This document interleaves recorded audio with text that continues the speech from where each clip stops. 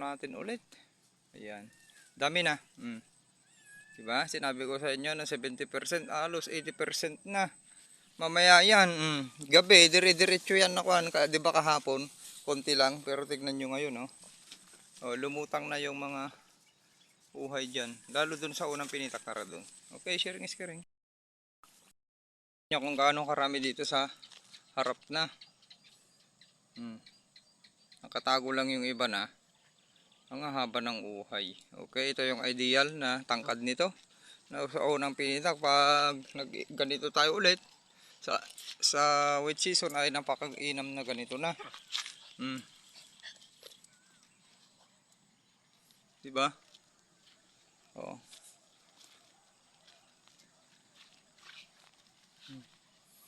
Ito yung mga unang lumabas, may laman na. Okay, good morning mga ka-agritipids. Layo natin konti. Kaganda, oh. Maghanap kayo ng stem borer dyan. Ay, na stem borer na whitehead. Yung pasok natin yun. Baka akala nyo na stem borer. Hanap tayo. Kahit isa lang. Ayan. Pero sinabi ko nga sa inyo, pag linusungan natin yan, marami, oh. Diba? Kabilis. Kabilis mapertil, oh. Yung nagyuyukuan na habang lumalabas pa yung mga pahabol dyan. Nakayuko na. Karamihan to. Mamaya dyan, nagtatago na. Hindi nyo na makita yung pag heading nyan. Kasi nga, yumuko na. Yung karamihan dyan. Okay? Diba? Yan yung magic ng mga agritipids. Mga ka-farmers, kamanalon ka magsasaka. Mayroong magic. Sabi ko nga, may kaya nating walang imposible sa pagsasaka. Basta inaraw-araw nyo, pag-aralan nyo. Bawat yugto ng palay, stages, bawat konya ay walang magic. Kaya nating paurungin. Sabi ko nga noon sa inyo, mga ka-agritipids, na yung maturity na kinocompute nyo na less 65 days ay iba yung pamamaraan natin. Kaya natin paurungin yan ng 7 to 10 days. Okay? Nagawa na natin yan sa hybrid ng Bioseed Research Philippines. Yung pinatanim sa atin ng 2 times ay tinanong natin sa mga field technician nila kung ilan maturity ay 120 days, pero inani natin yun 100 to 105 days dahil yung pamamaraan natin na yan, pasapawin ng 5 to 7 days yung palay, hindi na yung aabutin pa ng siyam-siyam. Inaabot yan ng siyam-siyam 14 days interval. Yung nababasa natin sa mga books nyo dyan, internet, sa iba't ibang website, okay, company, private company, government company, na umaabot yan ng 14 days. Pero tayo, 5 to 7 days kaya natin yan. Basta nag-umpisa, particle exertion ay meron tayong ibibitaw na sapat na sustansya. Kaya natin yan paurungin. Tignan nyo, halos sasapaw na lahat. Nakayuko na yung iba dyan. Sumasabay na, ganun tayo. Okay? Tapos, ano pa? Yun yung technique natin. Para tapos sa pagpapahinog naman, mas mabilis. Inaabot kayo ng 30 days, kaya natin paabutin ng 20 days lang. Ganun yung pagpapahinog natin.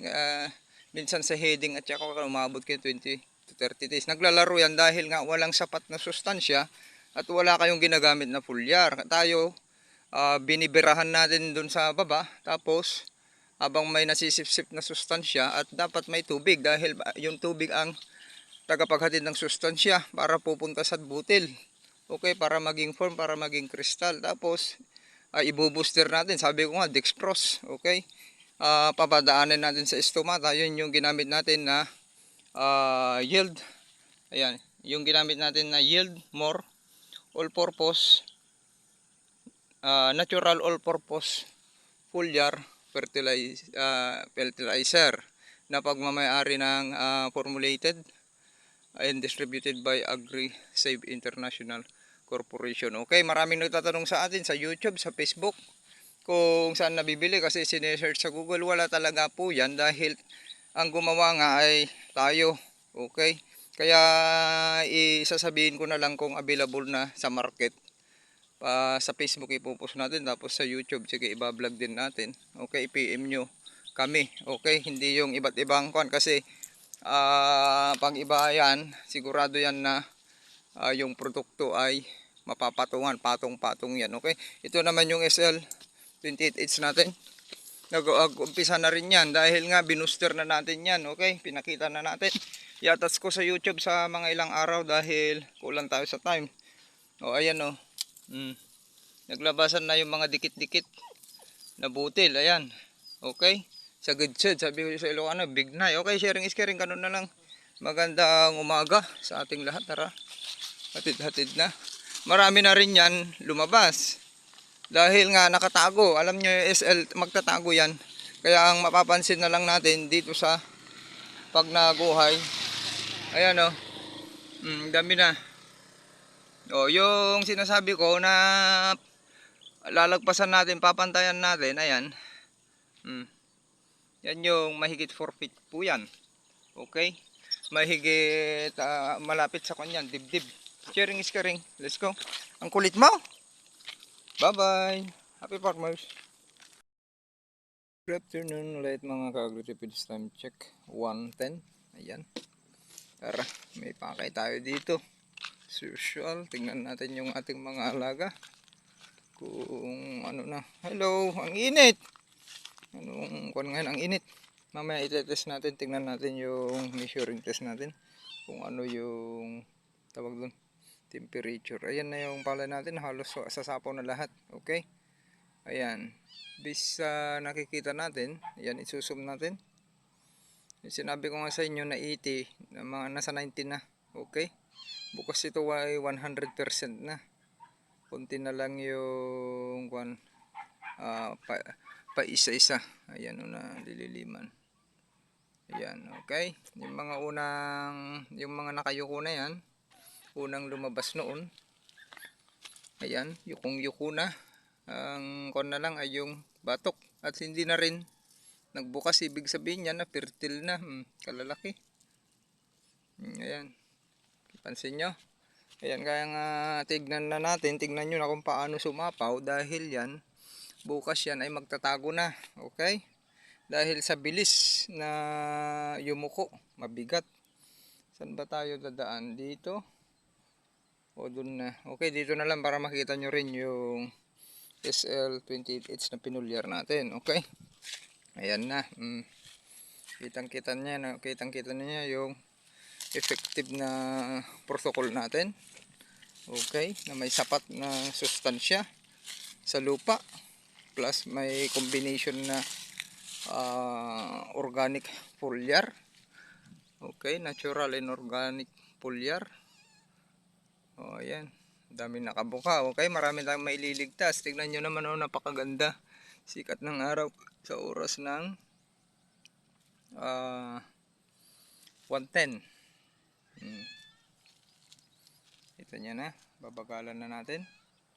Para makita nyo, i-evaluate nyo na kung ilan na yung porsyento na nakalabas. Binigyan ko kayo ng 5 to 7 days.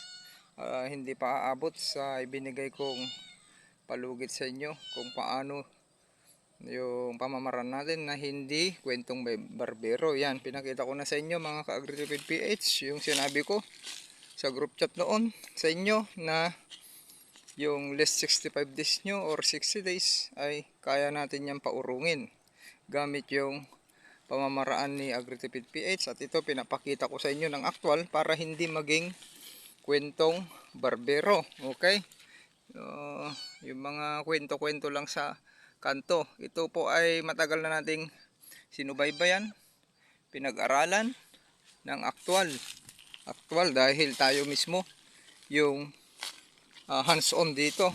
Okay, ito ay hindi magagawa ng ibang nag-aaral kung ang gamit nyo lang ay purong abono. Sinasabi ko na sa inyo, hindi nyo kakayanin yung ganyan na pamamaraan. Okay, yan na yung height ng palay natin. Sumagad.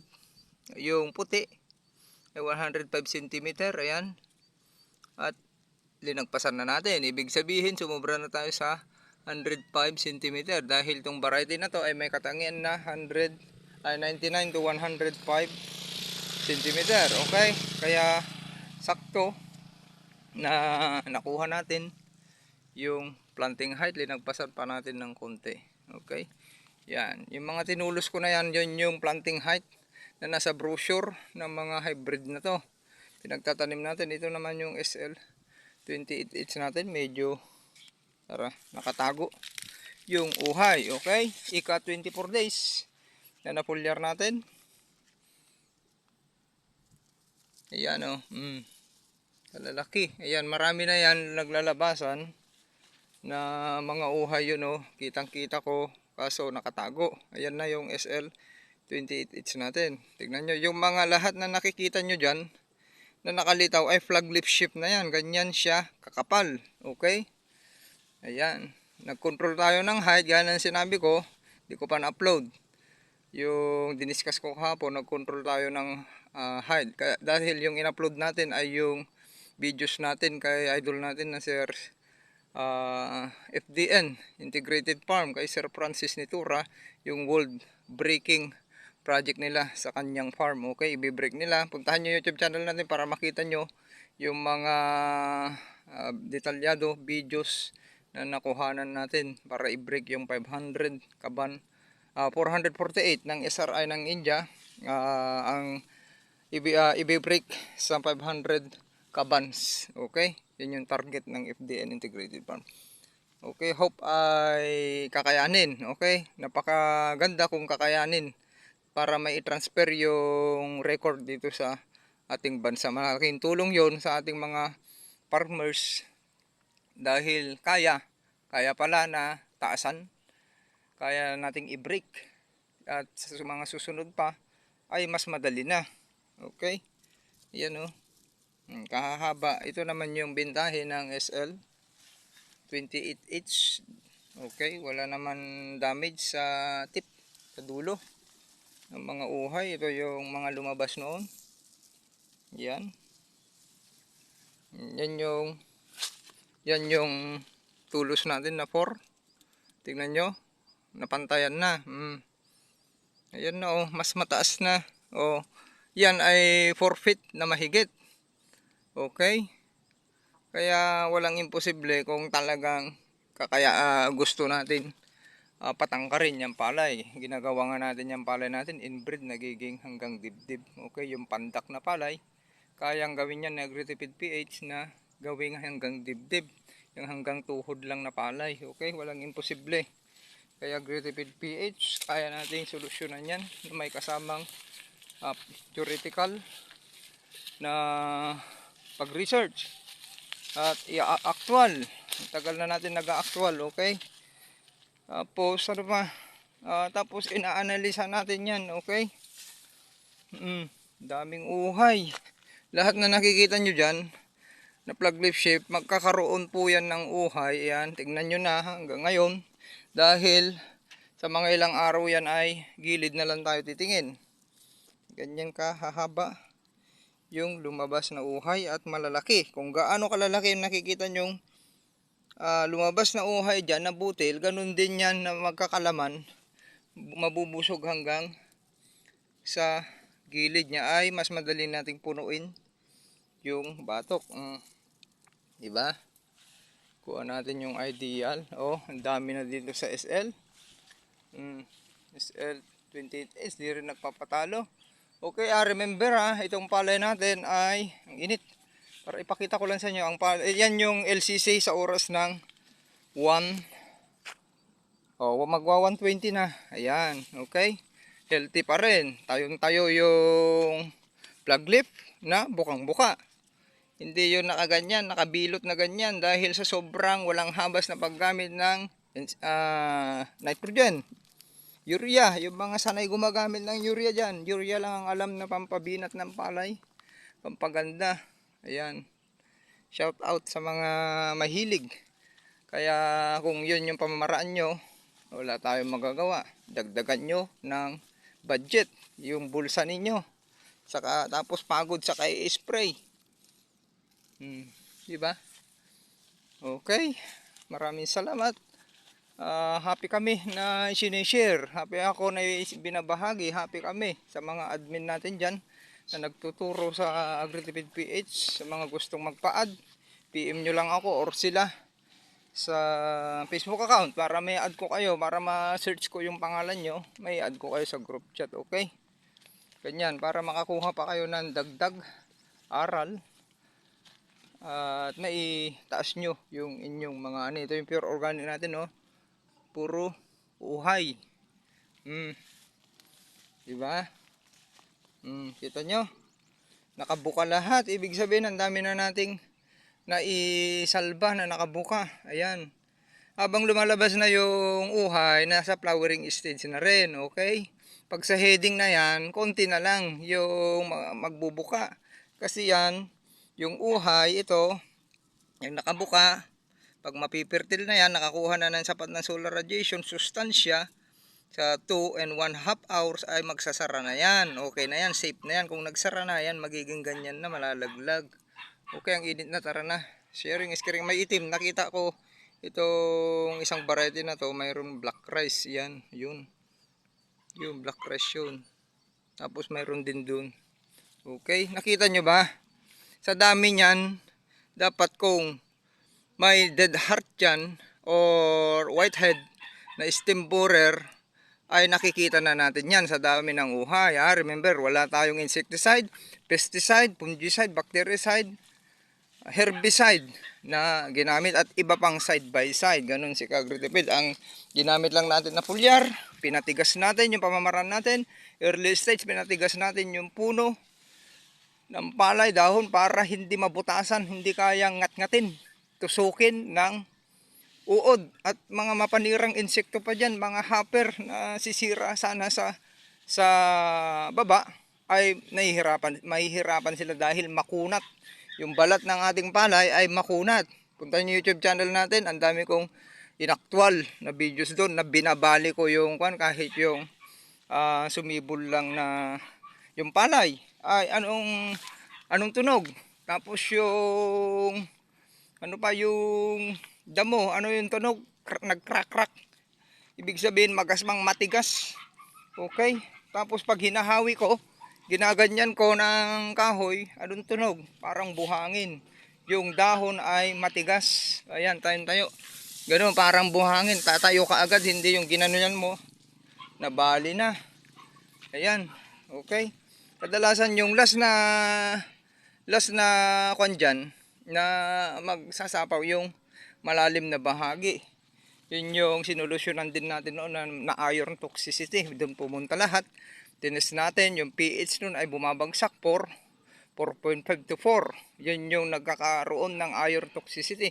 Kahit gaano pa kasustansya yun, napunta lahat doon. Yung topsoil, mga abono nyo sa naaanod papunta doon.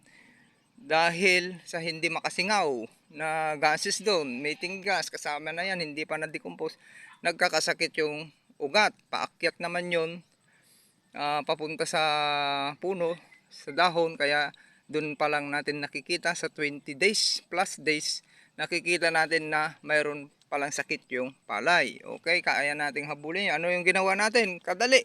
Hindi na kailangan niyang agri-lime na yan.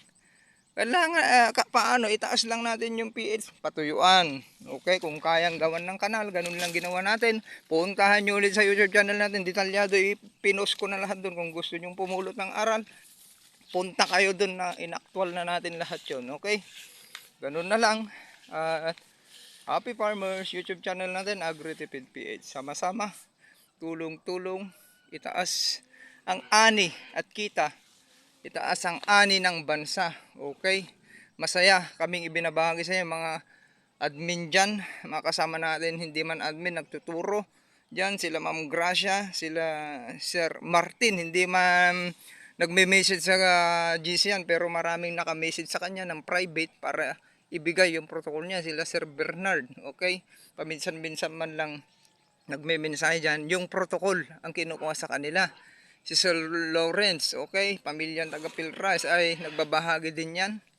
At tayo, okay, ang laking pasalamat ko sa kanila kasi kahit na busy tayo, ay nandyan sila na tumutulong para sa inyo, para may taas ang inyong ani at mapaganda. Sabi ko sa inyo, kung ginawa nyo yung pamamaraan natin, gawin nyo lang ng tama, gawin nyo ng may tanggalin yung 3S. Pag tinanggal nyo yung 3S, gawin nyo na may sipag, tiyaga, at wag magdabog, okay? Pahabain yung pasensya, ay maitataas nyo yung inyong ani.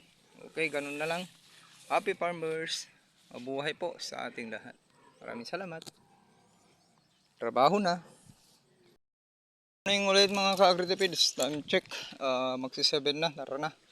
At yung palay natin ngayon ay mag-iedad ngayon mula nung naitanim sa 61 days. Okay. Ayan. Sapaw na. Tapos ang problema natin ngayon, accurate yung weather forecast ni Ma'am Gracia, yung pinorward niya dahil tignan nyo, maulap na mahangin. Medyo delikado ito sa flowering stage natin. Okay, halos nakasapaw na lahat oh. Pansin nyo. Ngayon ang ginagawa natin ngayon, umikot tayo doon, nagharang tayo dahil walang tubig, kabilis maubos. Hindi natin pababayaan na walang tubig sa panahon ng flowering stage hanggang milking stage. Okay, para mas maraming mabuong butil. Ayan, palay natin oh. Hindi naman, di ba sinabi ko sa inyo, pag may ganda sikat ng araw may yuyuko na lahat yan. Yung mga kon, kasi nga tinignan natin yung 2 to 3 days yumuko. Yung mga naunang lumabas, ayan, yung mga nakayuko na. Ayan, okay. Napatunayan natin sa inyo yung protocol natin at pamamaraan na matagal ko nang ginagawa at i-share ko na sa inyo sa group chat ng Agritipid PHI. Hindi kwentong barbero. Okay, ginagawa natin. Tapos napatunayan din natin sa inyo na wala kayong makitang whitehead. Pag linusong natin yan, ang daming mga stem borer dyan or puting paro-paro. Anong ginawa natin? Pinatigas natin. Strong yung palay natin. Pinatigas natin yung puno. Okay, kaya hindi nakaporma. Medyo hindi nakaporma yung mga kalabang mga insekto. Okay, yan, nagpapapasok tayo ng control. Tapos yung gubat natin, baka mahirapan na tayo magpapasok dahil konti na yung tubig dyan sa irigasyon. Tingnan natin kung magagawan pa natin ng paraan. Okay, sharing is caring. Magandang araw ulit sa ating lahat. Tara, bye bye, happy farmers. Ngayon, ang ganda.